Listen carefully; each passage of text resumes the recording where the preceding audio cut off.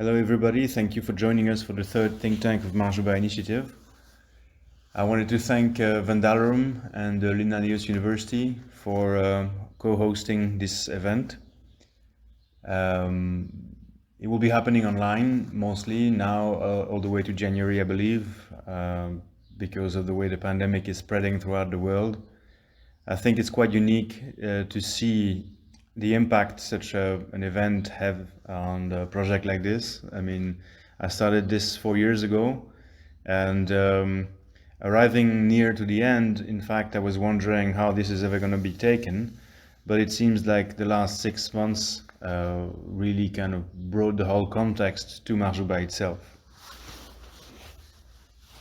Last week, Ursula von der Leyen, the President of the European Commission, announced the plan for a new European Bauhaus. She explained that culture, as well as sustainability, will be the focus of the Union's recovery plan. Our current level of consumptions of raw material, energy, water, food, and land are not sustainable.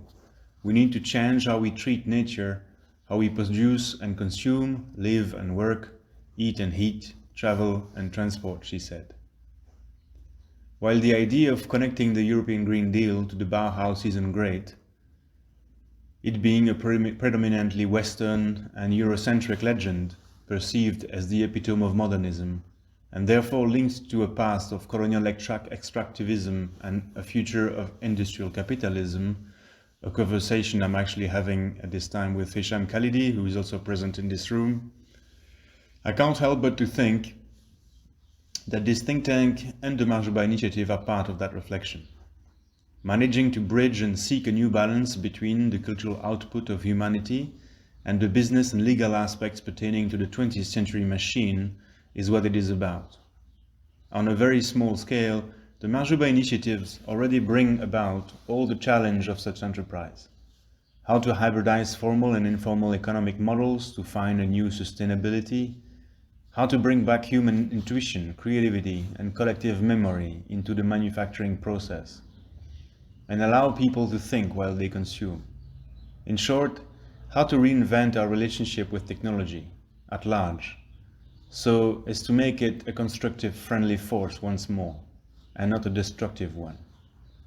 Let me read a passage from an essay by Lawrence Landauer, who is a philosopher and present with us today. We, Homo sapiens, are not simply a temporary product of natural evolution. Mankind is an assemblage. The human being is a product of technology. The increasing complexity of stone tools and artifacts directly influenced the growth of our brains, rather than vice versa. From this light, technology not only impacted our own nature, it generated that nature. Thus we might better be termed Homo faber, not the knowing human, but the laboring human, the craftsman. Technology extends our bodies beyond their biologically evolved functions. Tools function as prosthetics. They are artificial organs that enhance our abilities. But rather than following a progressive evolution, technology currently appears to be, in the word of Bergson, merely expansive. The expansive nature of contemporary technology is directly related to the Industrial Revolution. From the moment that we invented ourselves, through technology, we produced ourselves. In this post-industrial era, we continue to confuse outward expansion with spiritual progress. We assume that the emergence of new technologies is by definition a positive thing. Invention, expansion, and innovation are thus equated. There is no longer a middle ground between us and the technological artifacts we produce. End of quote. Mahjouba aims at becoming that middle ground.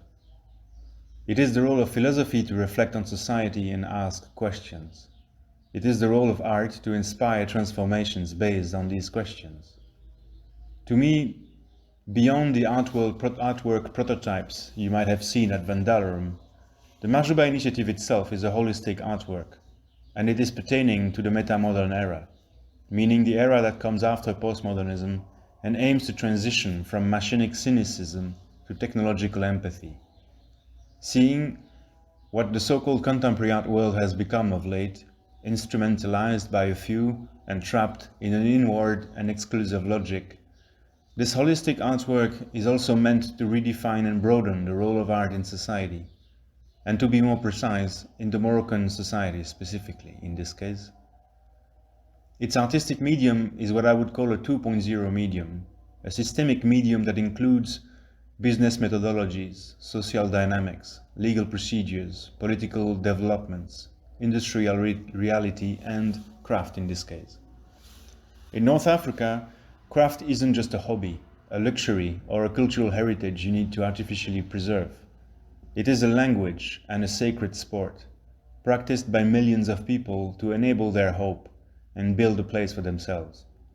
And looking at where the industrialized nation stands today, it is my belief as an artist and a citizen that we should take a step back and welcome the fact that it is still there to remind us of who we are. This initiative might fail, but it is aimed at inspiring practical change. And like any revolution, it only really matters but when it becomes real. Those who thought it was good enough as an artwork sitting in a museum can only imagine what would happen if it succeeds, what it could mean. In this case, we do not start by blowing a bridge or shoot a despot. We start by creating and mass manufacturing a hybrid consumer product that combines craft and industrial outputs, and whose status cannot be categorized quite so easily.